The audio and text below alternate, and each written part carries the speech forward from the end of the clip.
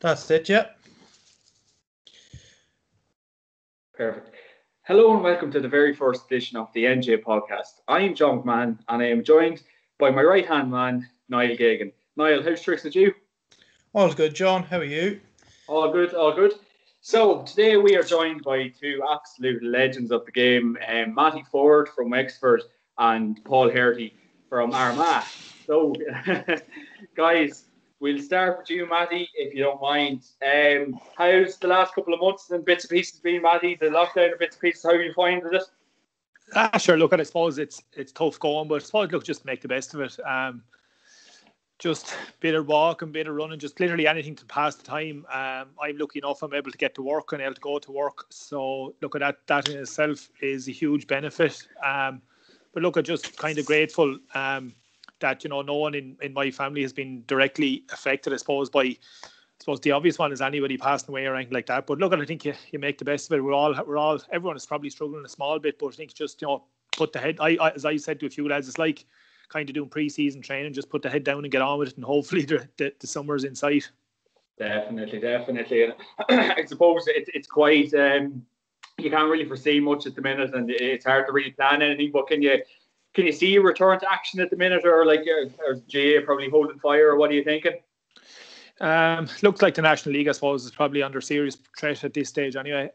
Supposed to start, I think, the end of this month, so that's not looking very likely. So I suppose they're probably going to come out this month and make some kind of a call on whether there will be a championship or a league-based championship or something like that. At this stage, the club scene is probably looking more likely only because it's a bit further down the road. But I think at this stage we'd probably take a return tank. I know the last few weeks, even just without the GA matches on telly, have. There is other sport on, but the GA kind of over the couple of months of winter definitely broke the back in that. Personally anyway, that the matches on Saturdays, Fridays, on Saturdays and Sundays just to pass that bit of time. But it's I suppose the longer this lockdown goes on, and I know there's going to be another review obviously in a month's time. The less likely maybe a championship is looking in inter-county anyway. But look at hopefully something can be played, because I think it does absolutely give everyone a bit of a lift. Yeah, Paul, I'll bring you in here. Go ahead. Yeah, in terms of yourself there, how are you coping with the whole lockdown situation? And there's another point I'd like to ask too. The minors, the underage football is taking a big hit with this too, especially at county level. Very important for counties like my own there, Monaghan. We rely heavily on the minors not to come up because we haven't got a big population. Do you think it'll take much of an effect on them not getting consistent run of games there, or what's your opinion? I suppose, how are you doing for a start? I suppose the first thing would be that same as Matty getting on with the lockdown. I suppose it's the same as himself, trying to get a bit of running, a bit of exercise, trying to keep the weight off more than else. all drinking tea and coffee and nibbling away at sweets and biscuits and all isn't good for you, but I suppose it has to be done. But just trying to manage the thing as well as you can. Matty's lucky enough, I suppose. He's working our site closed. We're working on there. There's 4 weeks closed there, so it's just a bit of homeschooling for myself, 4 rascals here, and that certainly passes the day. Might tear out the little bit of hair that I've left, but it certainly passes the day in anyway. And bit of cooking and that there. The woman's still working; she's in the bank there, so she gets to get out of the house for 3 hours. But I think in reference to the minor football, I think it could be important to get them lads back as well, because I think that's a real big transition period for a GA player. We have to keep them lads sort of occupied and thinking, and if you don't get them playing away at football, you lose a lot of boys at that grade anyway. You get a lot of boys, the pick of the pot would come through onto your senior panels and that there, and if you haven't got a good maybe a seconds team or a B team or that there, you do lose a lot of guys, and especially now I suppose no minor football is 12 months. And then possibly we're going to head into the summer, maybe have a no minor championship. I think it's very important for that age group to maybe get back involved and get them back training and get them into some competitive football, because you lose even more lads.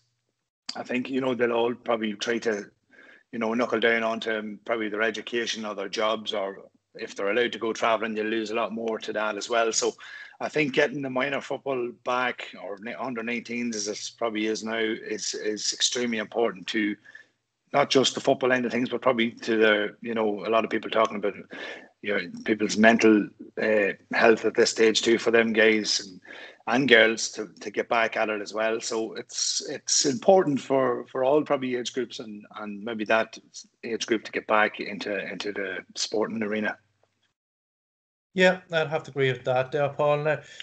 Now, just in terms now of, we'll bring Armagh into it now. So we'll, in terms of, I know you've got Kieran Donaghy and Kieran McKeever in there now. So do you think it's time now for Armagh, this current Armagh team? I know you had a lot of success, but is it time for this team to now get the results? They have been building for a lot of years now. Is it time now it's a results business now? So it's win at all costs now. They need to deliver this now, upcoming year, whatever the situation will be.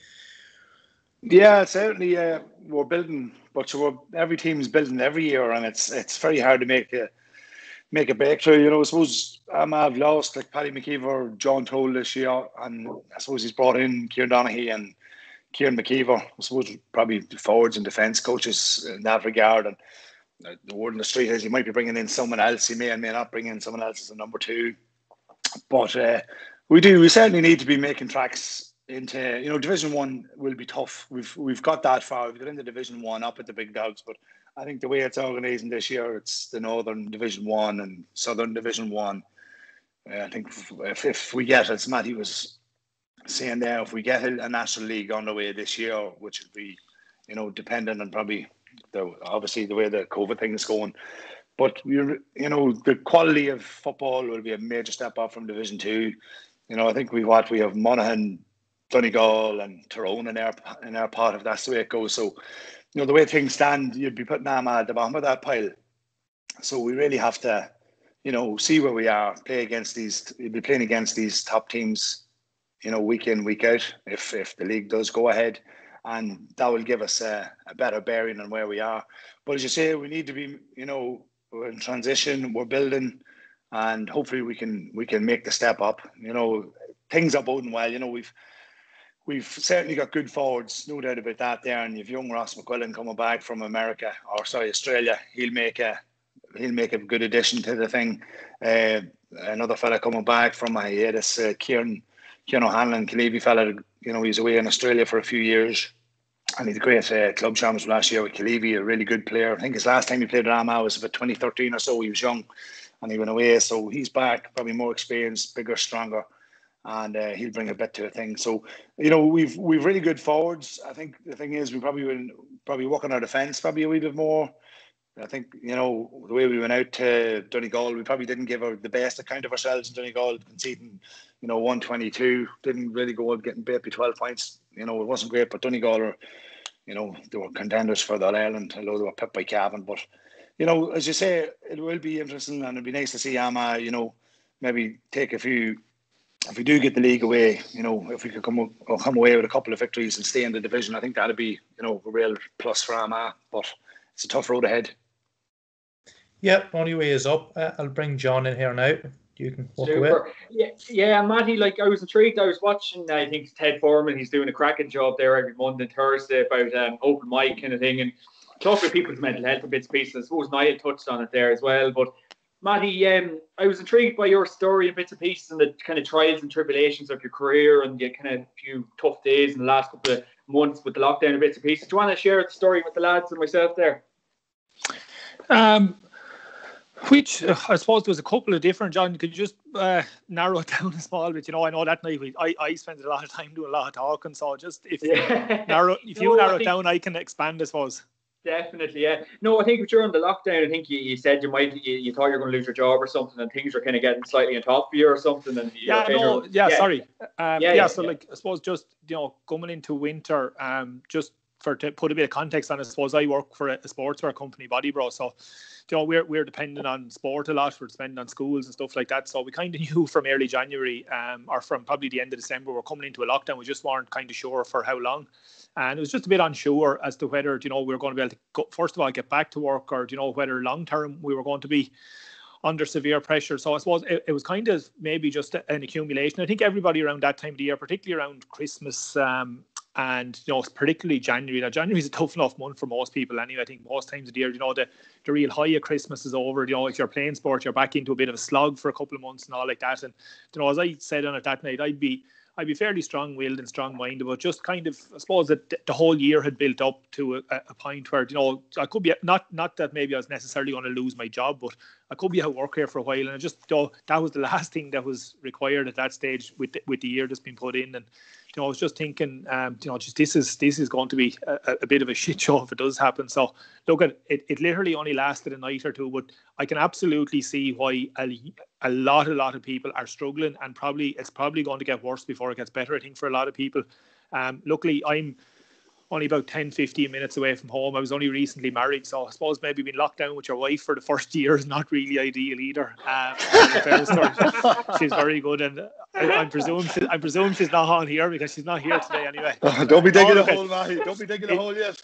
In fairness, no, she's not the worst in Paul, but look, it's definitely not the ideal start to married life. But we never got away on honeymoon or anything like that. But just you can absolutely see why people who are so used to, whether it's us in sports, so used to being around other people, being involved in playing, coaching, being involved with other people, and everybody is the same in some sense. There's very few people who don't interact with other people, and you can see why people probably are going to struggle and are really, really struggling at this stage. And look, hopefully there's some bit of end in sight, because I think COVID is one pandemic, but unfortunately there could be a pandemic of other forms on the way after, which is going to be a bigger issue. Yeah, and I suppose we get on to the football in a second, Matty, but how important is it to actually open up and talk to people these days? Because us men are great at bottling stuff up and not actually sharing our emotions, sharing our feelings and bits and pieces, but I think now more than ever, Matty, it is very important to actually open up and just say how you're feeling.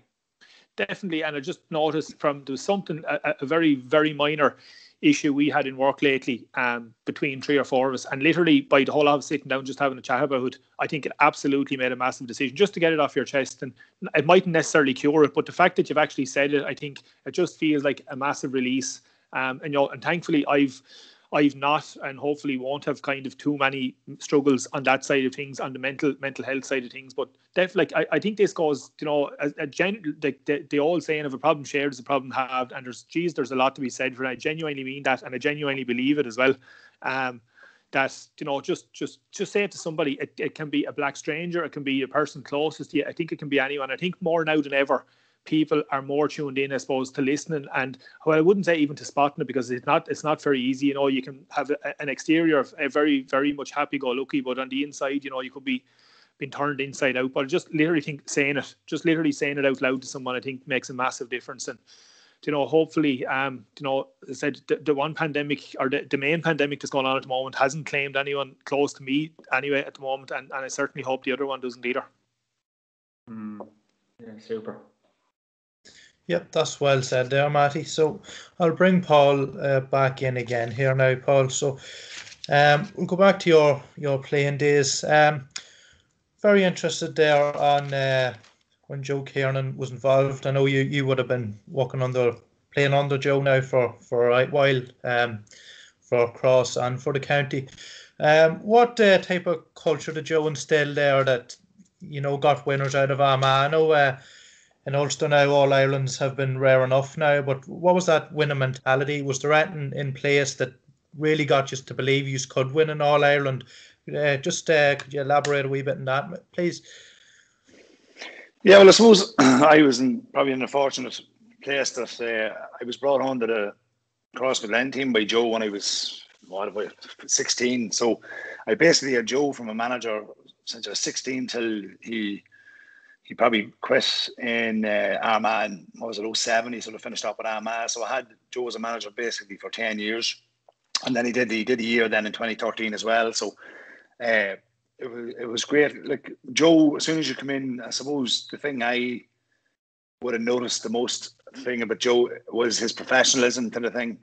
Like even back in the 90s, and people were, there was a lot of things, that were brought in, I suppose, at that time, bringing things from soccer and bringing stuff from the rugby and all the sort of the professional sports and how to prepare. His knowledge, his depth of detail, leaving everything, no stone unturned, and how to prepare teams, your training. Like he went outside he brought in Colin O'Rourke to us at the club, who had won All Irelands with me. He was a fantastic footballer, and he brought him into training games with us and see how we were going. He had Sean Boylan in, he had Mick O'Dwyer in. He wasn't afraid to step outside and get advice from the top men in the GA who have been there and done that to bring us on another level. And he brought in a top trainer in a guy called John McCluskey. He brought him in for cross, and then he obviously brought him into the Armagh setup as well. So, he was probably ahead of his time in sort of training techniques and how to get the best out of us fitness-wise. John would be very, very clued into all the modern techniques at the time, and the strength and conditioning. And he was from a running background, so his techniques on running and fitness was top notch. He even went, I think, when he was at Armagh, he went over to Australia in the close season to the Aussie Rule guys, and he was correlating with all the sort of guys he made contacts with over there, strength and conditioning and all that sort of training techniques, and he brought it into the Armagh setup. So I think what you can say about Joe, he was very, very clued into all aspects of the GA, not just his philosophy on how the game was played, but on how you prepared, how you recovered, your discipline, all them different things that were just coming into the GA at that time.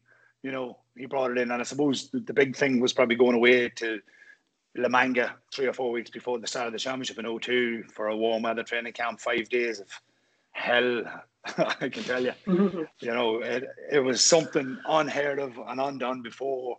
You basically, I suppose when you think about it, back then you generally trained a Tuesday and a Thursday night, and then you had a game at the weekend, and you done your bits and pieces obviously of that.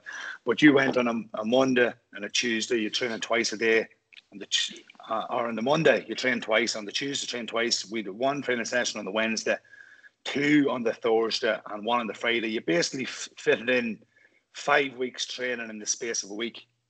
So that's what someone boys are saying. You fit it in 5 weeks training in the space of a week, and John, it all worked out that you wouldn't get the benefit of that for 3 to 4 weeks later. It wouldn't come into your legs, So he timed it that we were away 3 or 4 weeks away from the first game against Tyrone that year, and we were flying ready to go to war in the Ulster Championship that year. So, it was things like that there. Like it was people. What are we? People even said to us, "What are we going away here to train for?"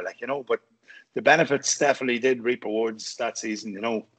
And then I suppose everybody was doing it after that. But Joe certainly brought the bar to a new level when he took over. Yeah. That's an impressive bit about Joe too. He wasn't afraid to learn from other people.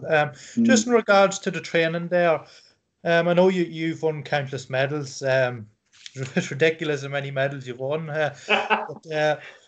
Did you ever feel like there was boys maybe burning out from all the football being played all year? You wouldn't have had too much time off there, or did you just love it? You were playing with your friends. There was no stopping you. So. And to be perfectly honest, I haven't much time for anybody who even mentions that word. To be honest, when I think of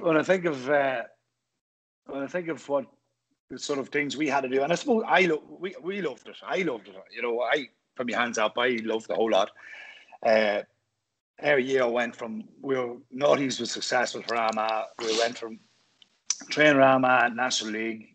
We were going to the latter stages of the championship most years. And then it was maybe a week off, and then straight into the club season, which we were going to the latter stages of every year, possibly to Paddy's Day, and then you had a week off, and then the whole thing started again. And surely it was tough at the time, and all that, but we did that for season in, season out for a good many years, and then it didn't bother me. Burnout maybe, but Joe would have been cute enough to get, he would have said to the boys, take it handy, just don't do the tough stuff this week, maybe if they were feeling a wee bit niggly or that there. But he generally was able to taper lads off at the right time and bring them in at the right time. I knew if their workload was heavy or not. But it was a case of holding boys back, I think, at that time. Boys were just mad for games and mad for training and were really hungry for it. And I suppose if you didn't have that in the squad, you wouldn't have got to where you were unless everybody was on the same page with the same hunger, same desire. And we were probably blessed that we had a lot of guys that were ready for work and mad to succeed and that knew we had the potential to go on and win trophies, be it Ulsters or All-Irelands. And, to be, why waste an opportunity when you're in that bracket, have been in the top 3 or 4, not to try and push on, albeit we only managed to win the one All-Ireland with Armagh, but, we still tagged on a good few Ulster titles and a couple of national leagues, which was definitely, we hadn't done that before, so it was a great time for Armagh football. So it's I really do hate that when I'm reading the papers, someone's had a good season and the next thing, I'm away to America, I feel burnt out, I've had one tough year of training, so I'm away. It really pushes me buttons, that, and I goes, what are you talking about, lad? You only play this game for a certain amount of time. Like Matty will sure say, you only play county football for, if you're lucky, you might get a 10 seasons out of it. Then what? You're looking at the 4 walls and wishing you could play, wishing you could have done that wee bit extra. Yeah, you don't know when the glory days will end. Not exactly. forever. So. Yeah, like we won our last Ulster title in 2008, and we had a crop of young boys coming on. But little we know, we haven't won one since. That's 13 years now. Oh yeah, you do have to appreciate it. I know from my own County Monaghan, we'd kill to have an All Ireland there. So it's the look on there. Really appreciate it. Yeah. So Sean, I'll bring you back in. Yeah, super. I suppose, Matty, over the years, Wexford football, and you had a great career, and I suppose you always would have been the marksman for Wexford throughout the years. Kind of, as you were saying before, kind of injury kind of maybe curtailed it a bit. But how did you find playing for Wexford over the years, Matty? Like, did you enjoy the commitment of it?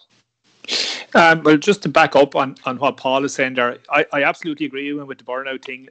I think it's absolutely more of a state of mind than anything else. Like, I know the year I done my leaving cert, I played for 10 different teams between my school, the club and the county, between hurling and football. And like, to be honest, if I had played for 2 more, it wouldn't have bothered me either, because you train to play games. You don't fucking play matches to train all year round. And look, at while I'm sure it was probably certainly easier for Crossmidlen and Armagh. I know they went through a really successful period at that time, but I can't understand why you wouldn't want to play all the time. And it's probably, I suppose we've probably realised a little bit more now, Paul, since we stopped playing, that your career is fairly short. I know you got a long time out of playing in goal, certainly, and like a huge amount of success. But I played for Wexford for 12 years and it just absolutely seemed to fly by. I look back now, and I suppose taking up then, John, on your question, yeah, absolutely. I enjoyed, when I started, we were at the very bottom rung of the ladder. Like, we were in Division 4, had been for years, probably a couple of National League wins. I think we hadn't won a championship match for 6 years, something ridiculous like that. And, it was shocking at the time. I absolutely enjoyed my time playing with Wexford.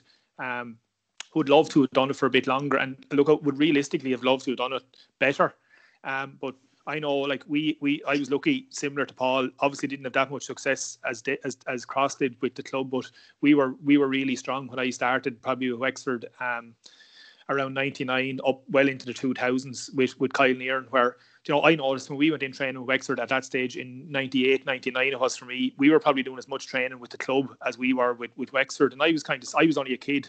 At the time I was 18, 19, but I wasn't going to be saying, what's going on here kind of thing. You toed the party line. And, I remember going to National League games. One of them actually was in Monaghan. I think we stayed in Ballybay the night before the match. And one of the lads I was rooming, he disappeared for a couple of hours the night before the match. And me being a young fella, I was staying in my room and I was literally fucking lying on the bed like this, waiting for the morning to come to play this match. The boys had fucked off for a few pints. I was just going, like, genuinely, I go, what? This was 90, around 2000. Go, what the fuck is going on here? But like that's looking back, that's why we were where we were. And like the worst kind of part of it is at that time we had some excellent footballers in the late 90s, early 2000s, kind of before our team got going. Like, there was guys like Scott Dorn, unfortunately he's no longer with us. He was playing junior football in Wexford, but playing in the Railway Cup when the Railway Cup meant something. Like we had really, really good players. They lost the Leinster semi-final in the late 94, 95 to a Meath team that went on and won All Ireland that year, or 94, somewhere around there. So like we were well ahead to play. It's just I suppose the biggest word I would put it on is the culture of us that time was shocking, where obviously listening to Paul, and it's fascinating listening to guys who have won that much and played in really good setups and obviously don't have the, not distraction, but have guys going from playing two sports in football and hurling. We just had a culture of, we'll turn up and we'll play, and, if we get beaten, we get beaten. And like we kind of, I'm not saying we turned it around, but like we got fed up getting beaten the whole time around, the early 2000s. And thankfully, we didn't win All Irelands. We fucking didn't even win Leinster, unfortunately. But I'd like to think that we did turn the culture of Wexford football in the right direction for a while anyway, even though, it seriously nosedived again. But absolutely, I enjoyed my time playing. We some devastating defeats with some massive victories. But look at, there's only one team wins the provincial title every year. There's only one team wins the All Ireland. And while I would have loved to be in an Armagh who were dominating in Leinster or something like that, or Dublin who are currently doing it in Leinster and beyond, not everyone gets to win. And look, I wouldn't, if I had my time back, as I said, I'd do it again, but I'd probably do it better. Mm-hmm. I'd love to know who you were rooming with, Matty. I'd love to know if you went for a few pints with them. I know exactly who it was, but look, I'm sure he wouldn't mind me saying it, but just for GDPR, I better not say anything. Say nothing, Matty. Say nothing. No, it's a long time ago. It doesn't matter. But tell me this, Matty. Like, I suppose the Forde Full Forde Road has changed so much over the years, and I suppose when you were playing, it was ball in, point over the bar at the best times, depending on who it was. But how much has the Forde Full Forde Road changed over the years? Maybe the last 5-6 years. Like, and would you enjoy playing in the modern era now, compared to what you're back in 08, 09? Say? No, absolutely. Well, if I could play probably half back or somewhere like that now, you might enjoy playing in midfield. That's genuinely honest. But I like to play corner forward now. No way. Look, I suppose when we played, up to I finished in 2010, 9 times out of 10 it was a one-on-one battle. Not time a team would have a sweeper back, so it might be 2-on-3 or 3-on-4, something like that. That's manageable. There's lots of space, particularly in Croke Park. But like a lot of games you look at now, in fairness, I think it is actually starting to turn back the other way, where teams are starting to try to play more football in the last 2 to 3 years. I suppose between about 14 and about 17 or 18, to be honest, you couldn't look at it. And I remember Benny Coulter saying something similar, he wouldn't pay to go into a match, and I agree with him. But like playing in that must be just an absolute nightmare. I suppose it's great for defenders, it's great for forwards, but like we're not seeing, you're not going to see too many more Stevie McDonald's or Clarks or Oisin or players like that who, they get one-on-one and score goals. It's virtually nearly impossible now. They're coming from overlaps and half-backs running up. And look, while that's fascinating to look at, it's not particularly enjoyable. But I think there is definitely a shift where teams are seeing now that, we have to go and try and attack to try and win. Teams have tried for 6 or 7 years to sit back against Dublin and soak it up, and they're really, really good teams. The Tyrones, who were amazing at doing it, Donegal even to a certain extent. Everybody has tried it, and in one way, thankfully, it hasn't worked, because if teams see that this is going to work, we'll see it start shifting back towards that. But I suppose in short answer to your question, no, I wouldn't really fancy playing over the last number of years. It has improved a bit now. But I certainly enjoyed a one-on-one battle with a fella, or even, as I said, 3-on-4 at worst. That's manageable, but it got ridiculous there, I think, for a couple of years.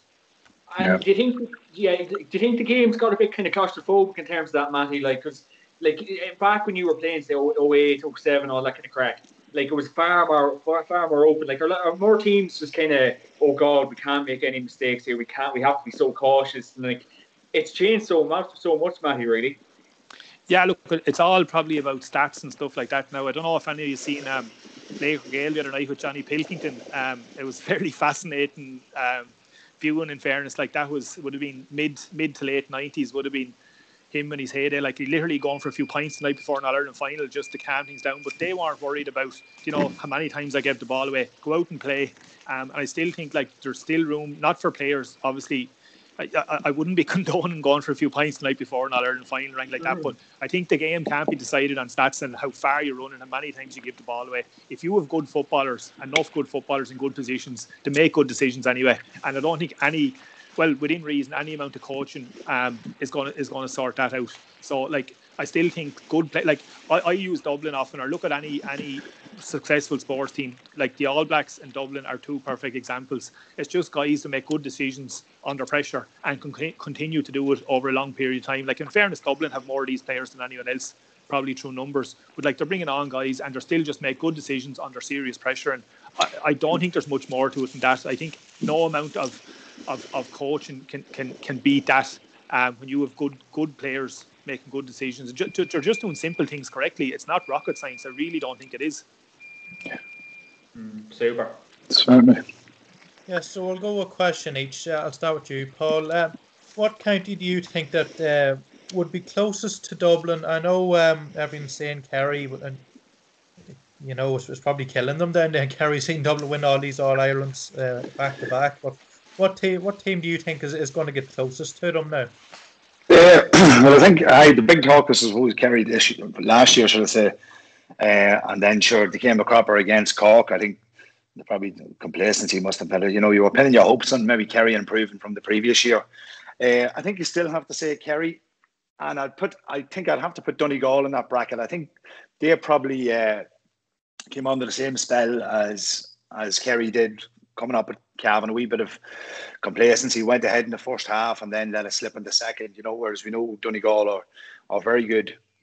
I think they'll come on again. I think, you know, when teams are building like that there, they need maybe a couple of defeats to make them realise, you know, bring them down there a wee bit, and that it's just not going to happen for them. They need to really play for 70 plus minutes to bring a result over the line. Excuse me. Yeah, I think them two teams are in the top bracket. Tyrone trailing it. I think Mayo's faded away now with the retirements. They've had 6 retirements: Higgins, Vaughan, Clark, Parsons, Barrett, and you know, Seamus O'Shea, I suppose. I think they've gone down the pecking order. I think they're probably gone into a bit of transition at the time, but I think you have to pin your hopes on Donegal and Kerry. That's the name 2, not 1. Yeah, hopefully we do need a challenge, or even perhaps Galway if they were disrupted by COVID during a good run of form there. But I'll bring Matty into it now. And I'll ask you the same question, Matty. What county do you think will get closest to Dublin? And do you think that the Leinster Championship has much of a future with Dublin's dominance? I know it can be a dead duck, really. There's not much competition in it. There's competition with the teams outside of Dublin, obviously. But what do you think there? I think they should pop Dublin into Ulster there for a couple of years and let the rest of us fight it out, because at least to be competitive anyway, and you know, at least if when they get to the quarter final, they have took a bit of a battering. But look at the Leinster Championship. The Leinster Championship is a dead duck in its current. It is competitive, but among the other 10 counties, you know, it actually be a decent. I'm not saying it's a good quality one, or far from it, but it is competitive. But obviously Dublin, like, they have most teams demoralised before we go. I think just looking back the last 3 or 4 years, I think I've seen after the Leinster final this year, the average winning margin is about 14 points. So, like, clearly and obviously that's not a competitive championship. Look, it's not really Dublin's fault to a certain extent either. I suppose it's been very boring. I have to 100% agree with Paul. Like, looking likely that Kerry and Donegal are the 2 closest teams to them. And then there's definitely a gap. And like Paul said, it's probably Mayo and Tyrone, possibly Galway, Monaghan in the next wave. Like, other than that, you know, it's a long way back to everyone else. And the gaps seem to be getting bigger, you know, with Dublin, the next couple, you know, there looks to be smaller and smaller divisions, and bigger gaps appearing all the time. But you just have to say Kerry, and I still think they're probably lacking, and probably physically is the one area, you know, the Tyrones, the Armaghs could always compete with Dublin physically. But look, it just ended up literally running out of football, I suppose, over the last number of years against them.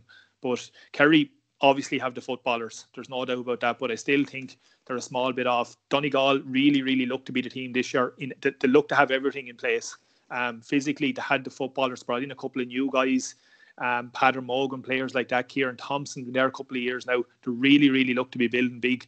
But I suppose it just went to show that the real novelty again of knockout championship football that we would have played years ago. There was no forgiveness. You got your one chance. If you didn't take it, it didn't matter how good you were. If you didn't get to play Dublin, you couldn't beat them, and that's, I suppose, where Donegal came a cropper this year.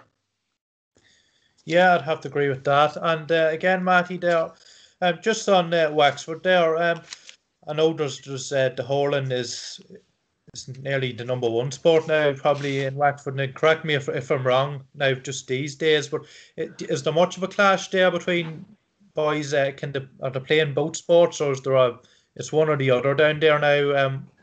It's not that hurling will be nearly. Hurling is always the number one sport in Wexford, and I don't think there'll ever be any discussion or debate about that. Like, even when we were going well, now, and we were lucky because I suppose the likes of Red Barry, Brian Malone, Kieran Ling, like a few of them guys could have went hurling, and in fairness, instead playing football. But like, we went through a period, I think, in the mid 2000s. The hurlers didn't play a game in Croke Park for 7 years, while we were playing 4 games a year, 4 games a year, and it's all like we were at a much. But like, still, I suppose we played Armagh in the All-Ireland quarter-final. There might have been 4,000 people from Wexford. If the hurlers had been playing the day after in a quarter-final against anyone, there'd been 40,000 from Wexford, and that's just the way it was. Look, we understood that. It genuinely never bothered us.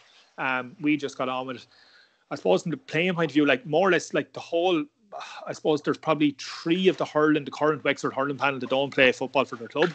And I seen Davy, I think, recently said that, they were burnt out from the lads come to championship last year with Wexford, when they played Offaly and was it Clare, they were burnt out from playing club football. To me, I think that's nonsense. The one guy who stand out for Wexford last year was Liam Ryan, and he should have been man of the match in the football county final. His club won it, so I wouldn't prescribe to that trail of thought at all. But most lads are playing both, and they want to play both. They really look forward to getting back playing hurling football with their club. And while it's absolutely affecting football, because if we have a few guys borderline whether to play hurling or football at the moment, they're hurling. And look, you couldn't blame them for that. Do you want to play Division 1 league hurling matches in Nolan Park with 20,000, or do you want to go down to the Farr Field in Dungarvan to play with 300? And look, it's not being disingenuous to anyone. That's just the way it is. And we done that. We had to do that. But I can't blame fellas for going and playing hurling in Wexford. It's up to football and football people in Wexford to try and drag it up, but it's a long way up, because look, at realistically, it's only a chat among ourselves. Our county board is not really too bothered with football, and they say all the right things and they'll tell people what they want to hear. But that's the way it's always been.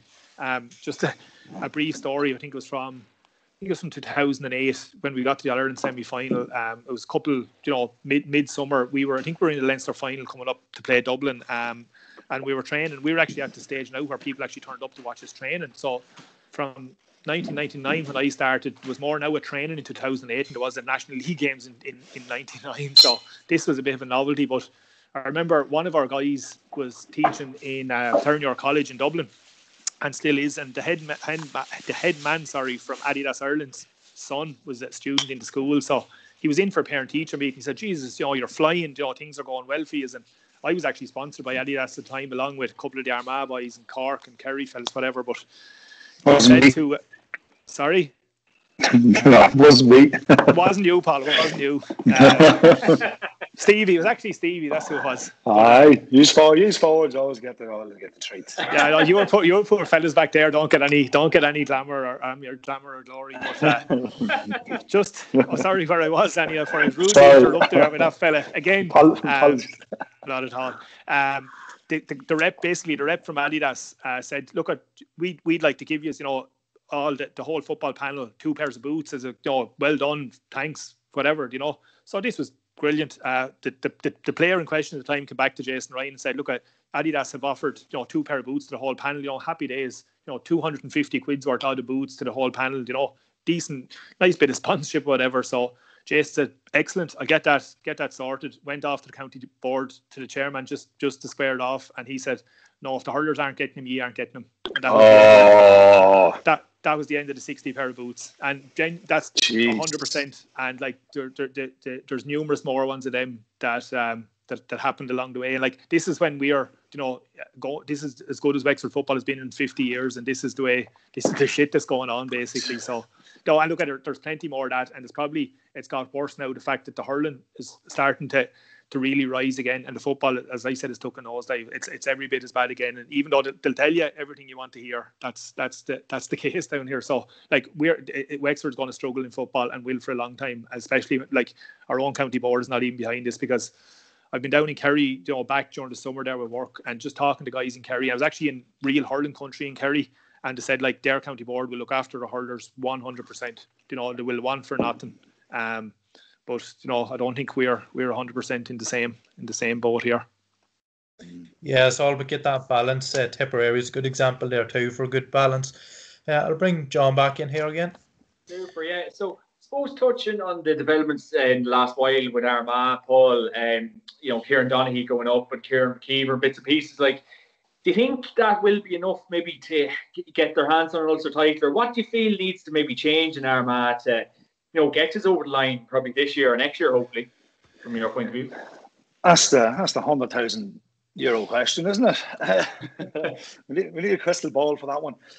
No, listen, I think we're definitely going in the right direction. We, as I said earlier, there's a big shift in the backroom team this year. Like Jim McCrory's gone, Patrick McKeever's gone, John Toll, Kieran's, they're all gone for whatever reasons. And now Kieran Donaghy's in, Kieran McKeever's in, and possibly one more. So I think we have to shore up, probably shoring up at the defence has to be, prioritised. We have forwards there, which is key. We can certainly score. Obviously, Kieran Donaghy will probably come in and bring in a bit of his experience, vast experience in. He's 4 or 5 All-Irelands and All-Stars. He's all the experience to have on big match days and maybe bring in a bit of craft to the thing. And Kieran McKeever will probably come in. Obviously, Geezer himself is a defender, but Kieran McKeever would be, a no-nonsense defender as well. I'm sure maybe Matty might have come across him on his day. And he'd give you a fill of it every day. So I think if we can get the defence maybe to tighten up a wee bit, as I said, I think we conceded 122 against Donegal on the last day out. You're not going to win many games conceding that amount. You have to get that down to 14 or 15 points anyway, and hope you're scoring 16 to 18 yourself to be winning football matches at the top level now. As Matty said earlier, we're seeing a lot more higher scoring games now.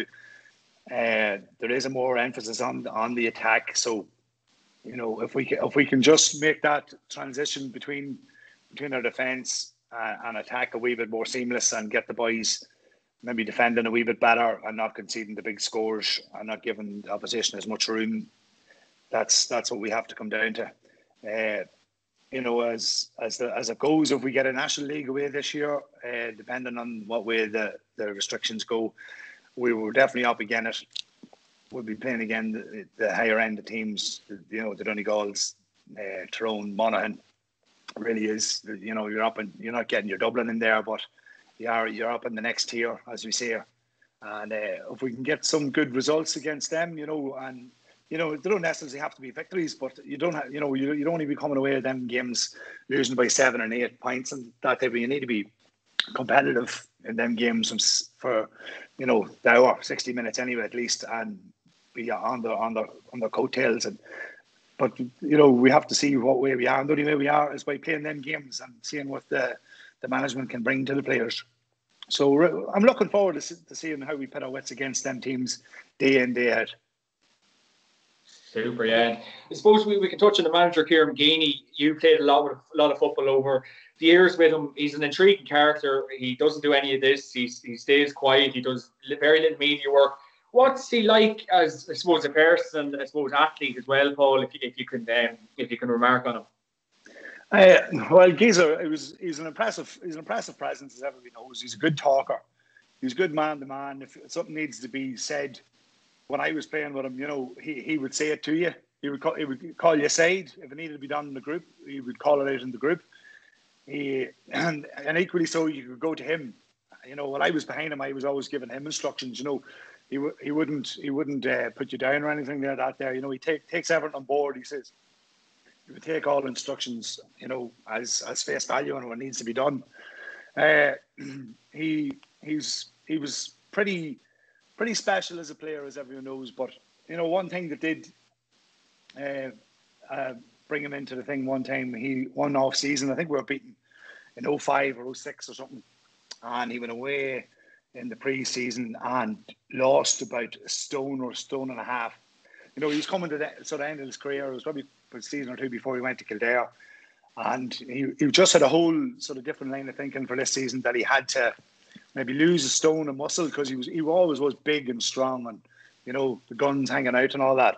But he went away and lost, I think it was the guts of stone and a half, and come back as lean as ever. But the target being that he was going to be a lot faster, in his position, that he thought he might, as he was getting older, he was probably losing a yard of pace. So in them last couple of seasons, he went to the extreme to lose the weight and improve on his speed work. And he probably retired too early, even though he was 35. I think he played this last year. He was 35 or 6. There was another couple of seasons at county level at him, because he does look after himself meticulously, and that was true to his own career. He was the man counting the food, doing his weights correctly, getting the recovery, and between him and the management, they'd be driving that forward. I know a lot of things come in with nutritionists and dietitians, and he would be really big into that sort of thing too. And I suppose it's well publicised too. He's well up the belts in the taekwondo, I think, at the minute too, and he'd be well in there probably with Coach Kavanagh, and he knows McGregor and that type of thing. So he's into that sort of, looking after himself and that type of stuff. So he continues to this day to be, on the cutting edge of all sorts of sports. The little 5% that everybody's looking for. So he always brings that to the table. Super. So Matty, I'll ask you this one. Who would you say was your toughest opponent? Jesus, there was a few, and as I got a bit older, all of them. But I've always said, in fairness, Sean Marty Lockhart from Derry was an absolute nightmare. There's lots of fellas come out and to tell you what they're going to do, and some of them would do it, to be fair, and some of them wouldn't. But there's just, and Armagh's neighbours up there in Tyrone were probably one of the worst at that. But Lockhart would never say a word to you, and it was them lads you want to be really scared of, because they're the ones. This lad was a nightmare. He was as big as I was. He was as quick as I was. He was really aggressive, really, really good footballer. And the most annoying thing, he's a really fucking nice fella as well. So not only would he go out and, as I always said, I often kept him scoreless, which was a bit of which I used to be delighted with. But you come over and shake your hands after match and have a chat to you, and you genuinely, no more than, I suppose, 99.9% of the fellas I came across playing inter-county football, absolutely bang on. But he was a nightmare. As I said, he wouldn't be one for Mountain. There's none of this sledging, any of that crack, but you knew you'd been in a game with him. There was loads of them. Francie Bellew wasn't exactly the softest fella to ever put on a pair of boots. Andy Mallon was another nightmare from Armagh. We had a load of run-ins with Armagh kind of between about 2004 and 2008 or 9. We seemed to play each other maybe a year or twice some years. And Andy Mallon was another one. Again, no nonsense out of him, but really, really tough and really aggressive. So the two of those you weren't exactly delighted coming up against either of those now, to be honest. Yeah. And Paul, who would you say was probably the best player you would have played with? No, you played with some great players there. With or against? Go with. Go with. I think Oisín probably has to be up there as probably the best player I've probably played with. But, I was being fortunate enough, Stephen McDonald there, Ronan Clark, Paul McGrain, Geezer, it was some great players in different positions who probably, if they didn't all come together at the one time, we wouldn't have done what we done. But I think Oisín probably tips it, because he was so consistent for so long, and there was never any day he didn't really deliver. He was always good for 6-7 points, maybe a goal. He was the go-to man if you needed a score. More occasions, he came up with the goods. And I suppose that typified in the Ireland final. He had probably a shocking first half. We all missed the penalty at the end of the last 5 minutes, and then goes out in the second half and scored 1-3. So, excuse me, that just typifies, many a man in an All-Ireland final missed the penalty, probably went into a shell and where's the bus? You know what I mean? And it was four or 5 points there at that stage. And, that's just one occasion. I come with, we were an All-Ireland club final against, Jesus, what's the names? Gooch's club, I can't think of the name. Crokes, yeah, Dr. Crokes. And we were a point down, and Oisin gets the ball and manages to get away with probably 7 or 8 steps and sticks it over the bar for the last kick of the game to get a draw. And then the replay went to Portlaoise, and we managed to beat them by 6. I think it was 5 or 6 points then in the final. So, some days we weren't motoring well, and he comes out with the big score, or the play that creates it, or something like that. There, if he was just always at the end of stuff, or at the creating of stuff, he was just the man for that type of occasion, and no occasion even it didn't call him at all. Unbelievable. Yeah, that's a great way to lead your team. There are different boys have different ways to lead their team, and that was his. John, I'll bring you in here now. Yeah, I suppose, Matty, like we were talking about Wexford, and like I suppose the football not really getting looked at up there, but where do you feel, where can they improve? And I suppose Paul Galvin was up there, and I think he packed his bags quite early, unfortunately, but what can you improve on, and what needs to change essentially, Matty? Well, it's just the word I mentioned earlier on, is kind of culture. I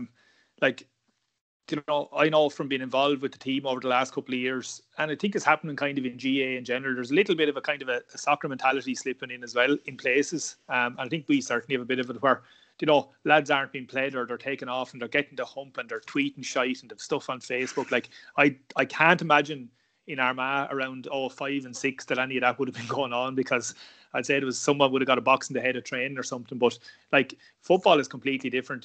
Put the head down. It's tough going. Like, and Dublin have subs. The All Blacks, as I said, every team has subs. But like we have slipped back from around 08, where we train really, really hard, and the lads doing loads of stuff on their own. I'd really question whether that's going on now.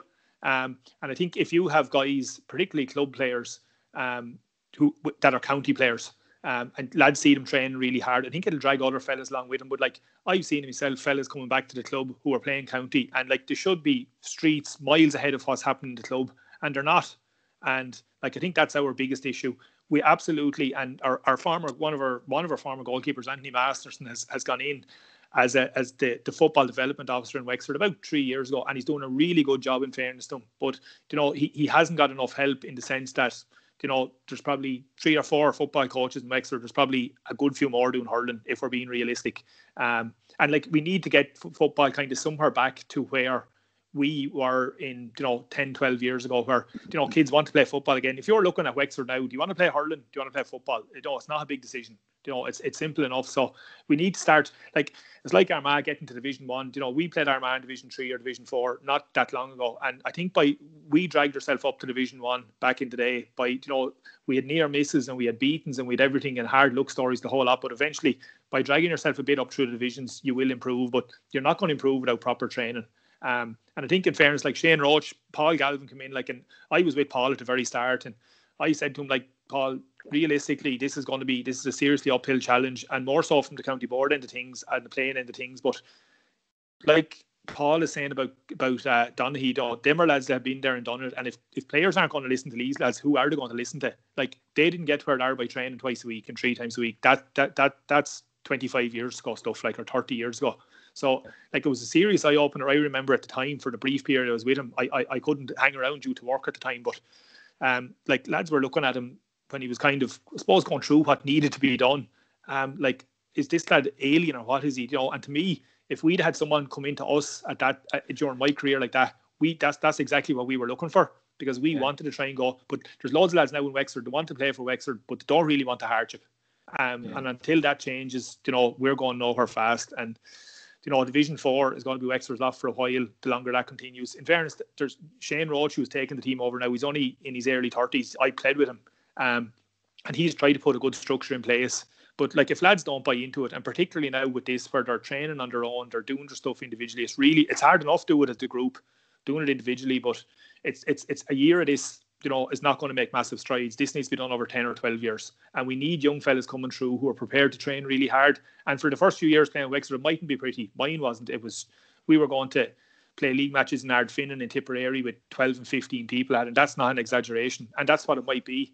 But, we need lads to put the shoulder to the wheel. And it's more so from I suppose, definitely, or as much from the county boards end of things as it is the players. But, you get out of what you put into it. And, that we're getting out of it at the moment, what lads are putting into it.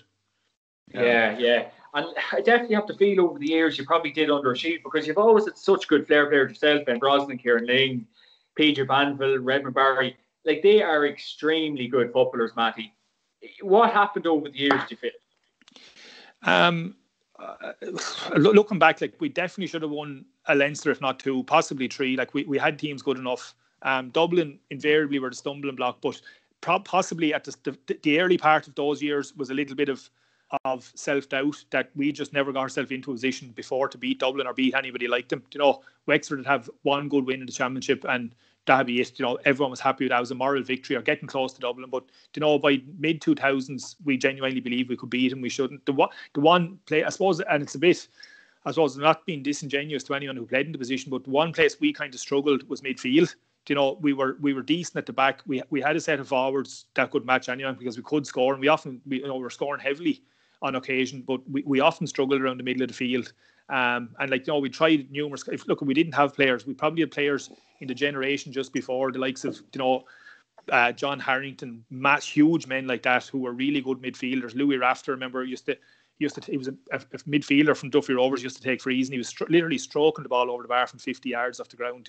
We needed the likes of a Paul McGrain in the middle of the field or somebody like that. And I don't doubt we probably would have won Leinster, and if we had won one, I think we would have won 2 or 3 after it as well. But definitely, I remember Paul saying something there about the culture that Joe had brought into Armagh. Like, I remember looking at one of the early Ulsters that Armagh won, and I think it was Geezer, and I think it was Paul McGrain picked up the cup, and the two of them are in Clonus lifting the cup one on either side. I remember just looking, the size of these two guys was just. I was going like I remember vividly saying to whoever was watching the match with me, said, their fucking arms are bigger than my legs, and the war. and like I'm deadly. I can remember well. McGrain looked reasonably happy. Geezer didn't look happy at all, but there was nothing new there. But I was just saying the condition that these guys are in, and that's definitely where we were lacking a bit. Like, it was really only when I suppose Jason Ryan came in 2008 that we started on proper strength and conditioning programs. And we kind of went to where we went to from that. But, we missed out on that when we had good teams where we could compete with the Dubs kind of between 04, 07, 04, 5, 6, 7, 8. And that's my biggest regret, because we didn't know any better at the time. Yeah, I think that just to touch on what Matty said there, and, you're saying about why he's not wanting to put the workload in, I think that case can be said for a lot of players around the country. When they make the transition probably from a club that's maybe never done that, when they see the workload that they have to do, some think it's just a case of Tuesday, Thursday, Sunday. Like, people see that the work that goes on behind the scenes on your weights and your diet and your recovery, and maybe a yoga class stuck in the middle of it, and it's maybe a hot yoga classes that you think now, and all these you'd be out every night of the week. And that's just not the case of counties anymore. That's a case of my own club. What's happening? They're out nearly every night of the week doing stuff. To be at that high level now, even with clubs, that's what it's coming down to now. It's coming down to training up to 5 and 6 times a week. And when people see that workload, and as Matty says, if they're not all prepared to do it, they see the workload and they go, Jesus, I don't think that's for me, but I want me a few pints of this afternoon and maybe smoke a fag at half time or something. You know what I mean? Some people's appetite just isn't really there for that high end, top end of the scale. But as Matty says, if you don't put that kind of work in nowadays, you're not going to be at the top table. If you want to either. Yeah, I'll ask you this one, Paul. I know Tyrone, when you were playing, were probably that was the biggest rivalry. What would you say what was the best clash? I know you've met each other a lot now. What was the game that you really enjoyed playing in out of them all? Probably the best game of the whole lot was probably the semi-final in 05, although we did unfortunately lose that one. But we played them earlier in the year in the Ulster final, which went to a replay, and the two of them were probably dour enough games. They were really tight and really intense and hard-hitting and all the rest. But I think because the lockdown last year, it replayed a couple of them games, and I think the semi-final was on BT Sport or something as well one day, or Slant or whatever you call them now.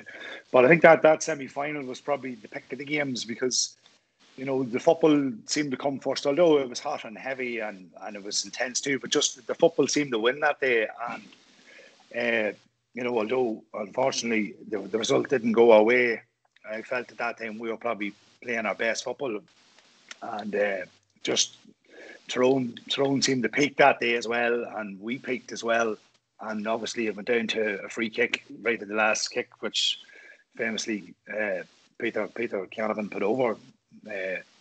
He was, you know, but I know Tyrone, along with ourselves, probably drove each other on at that time during the noughties because, you know, we didn't want to. They probably seen us going ahead. We bet them in the first, as I said, after the La Manga trip. We bet them in the first round. It went to a replay too, so there was nip and tuck, and they had the young team coming through, the likes of Mulligan and O'Neill and Hughes and all them boys that went on. Philip Jordan went on to win that 3 All-Irelands, and I suppose us going ahead and winning that first All-Ireland obviously drove them on. I suppose it's in the book that Peter Canavan and Chris Lawn went for in the All-Star trip or something, and you know they sort of made a promise to themselves that they do everything in their power to not let them boys over the road win another one or whatever.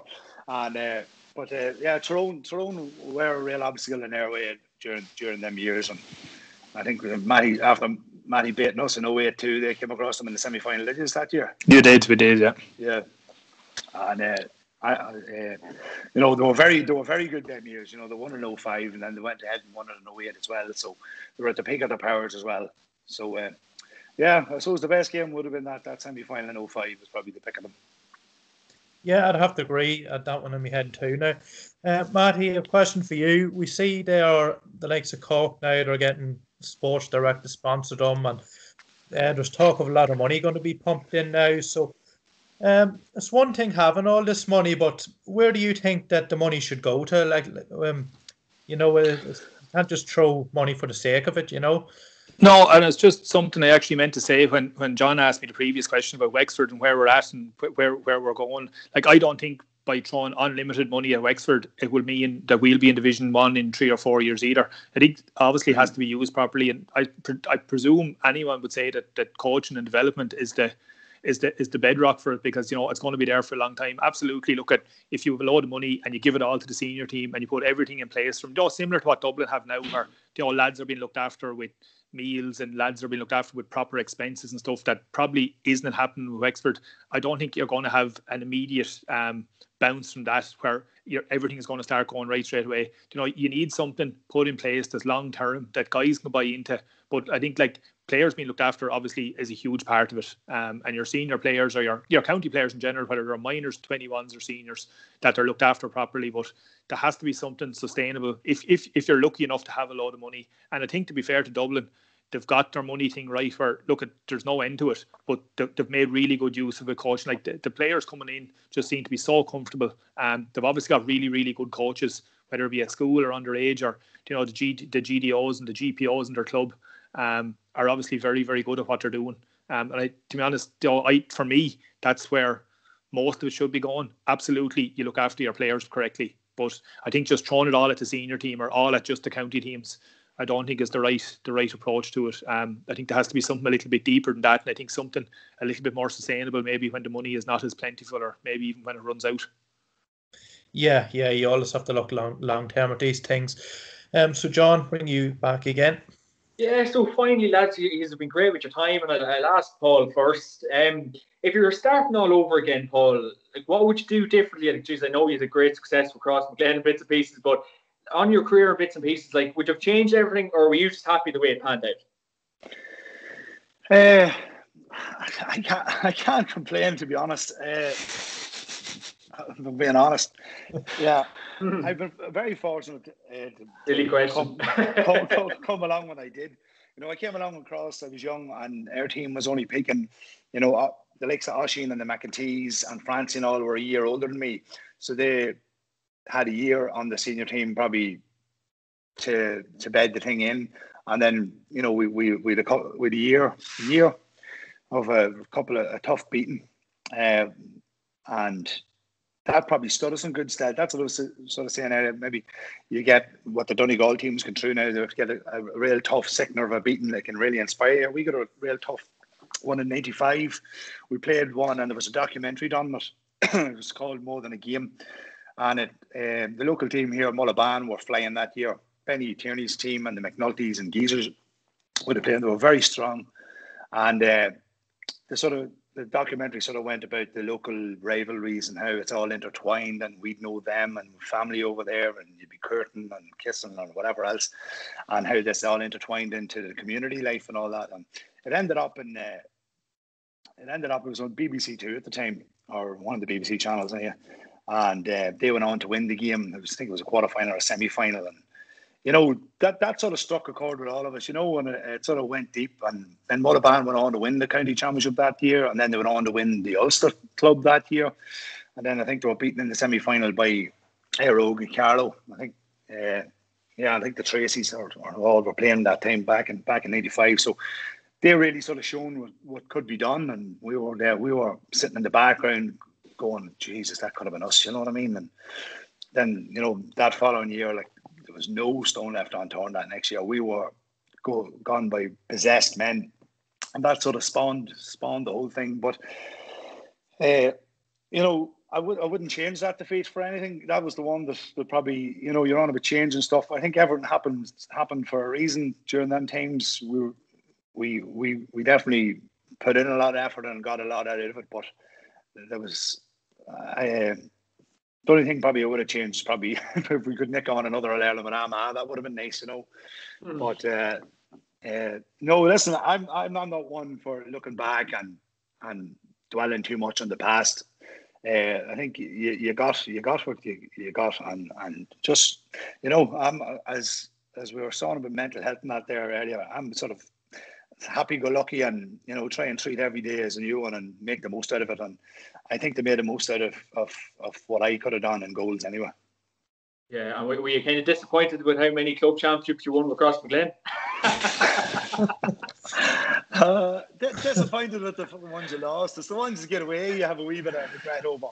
But overall, I'm not gonna complain. But it is the ones you lose, you will look back and then go, Jesus, that we should have done this and should have done that. But that's the way the cookie crumbles some days, and you go out and it doesn't work for you, and that's just the way it goes. And the football's great, and it's a great release, and I know we miss it now at the time at this time, and there's no training going on. We can't even get out and do a bit of coaching and have a bit of crack with the lads, and the nearest thing you get is bumping into someone in the shop or something.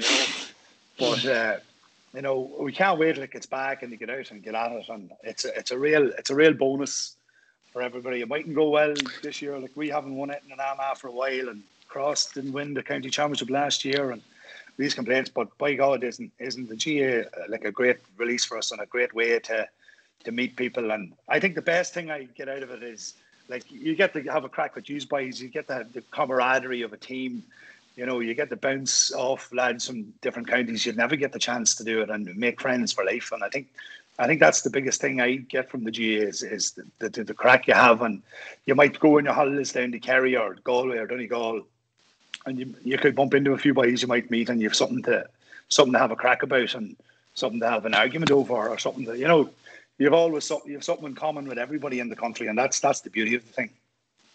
That's a great answer. I suppose if I was to ask you that question, Matty, would there be much to change over your career if you were starting off again? Look, there's definitely stuff, as Paul says, you'd love to change all the defeats into victories to start with anyway. No, look, I suppose if we could all go back to then with the knowledge we have now, we'd all be better. And I think that goes for anyone that played. As regards, I said, personally, the likes of strength and conditioning that we would never have done that. Clearly, we were way behind the 8 ball on both with Wexford and probably even with the club to a certain extent, even though we would have been quite successful and not in the same league as Crossmaglen. But that, I suppose, similar to Paul, I'm happy-go-lucky. As I said, I had some crack playing football up and down the country. Actually, I think I played on either 4 or 5 different continents, which is not bad going, through different trips and stuff like that. But look at it, I think there's definitely always stuff you change. I just like that if we had probably had the culture early in Wexford that we had probably near the end of my days, where look, I see where will it take us, because on our day when we were good, we could give anyone a game, and that's kind of the most frustrating part. If we were the Wexford team then that probably Wexford are now, where we just couldn't compete, I know I wouldn't have a problem with that, but it still look, it just suppose gets me a little bit that we never really quite reached our full potential. We got fairly close to it, but it was only for a short period of time, and that probably wouldn't say annoys me. It's kind of what might have been, I suppose. But in general, very, very similar to Paul, that Jesus, have some crack going around the country up and down. You'd be boxing the head off a fellow one day, a couple of months later you'll meet him in a pub or something in Dublin and you'll have absolutely great crack. I think that goes, as I said earlier on, for 99.9% of the fellas you come across, whether it's club or county football. We're all the very same. You'd have people saying, "Oh, but sure, you played for Wexford, you done this." Or no, we're all just human beings at the end of the day.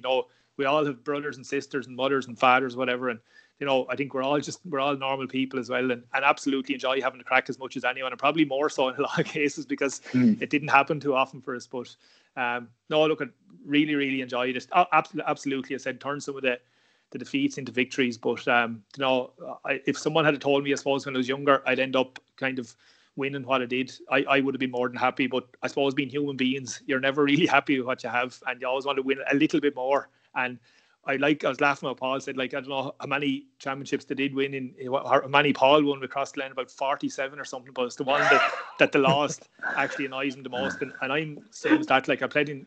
I lost 5 senior football county finals and won 4, and it's the ones I lost still kind of, I very rarely think about the ones who won. It's just the ones you lost. But I think that's just human nature, and it's not looking back with a load of regret or anything like that. I think it is just the human being, and that if you have 5, you want 6, and so on.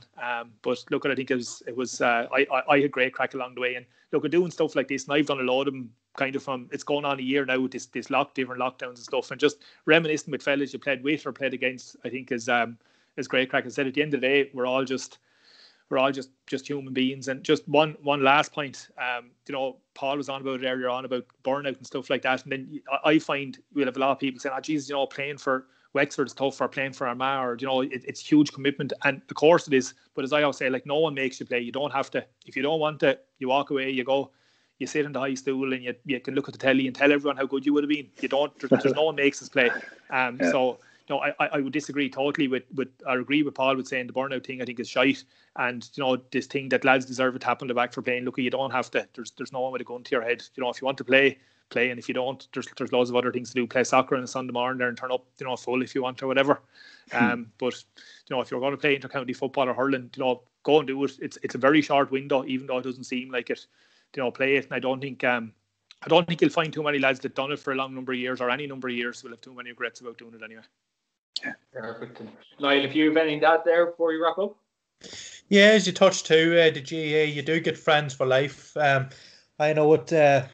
I met John and Cavan. I know there's a rivalry at Monaghan and Cavan, and we've great crack when Monaghan's playing Cavan the last few years. Although John kind of had the bragging rights over that. For, as you say, for 70 minutes we'd be at each other's throats. But at the end of the day, we'd shake each other's hands, and we joke about it and that. So we do hope now we do get that back now this year. I think we all need, to forget about the world now for 70 minutes or whatever. So the only way is up, I think. So I think what all we said was true. Keep the head up, and things can only get better here from now on. We've the hard bit over, I think.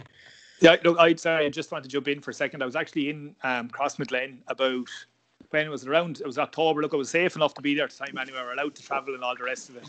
And you didn't call in. And it's as good a night out as I've had in a long, long time. I can guarantee you that.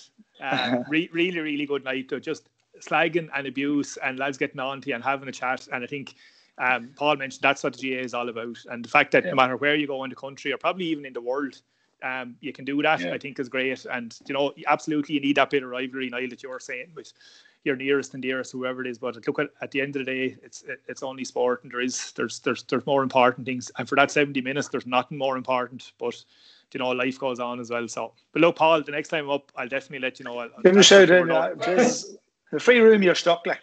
100%. No, I said it to Oisin that day. There was no sign of him, but I know now where I have an ally up there anyway. So yeah. Just any excuse for a day. No matter at all.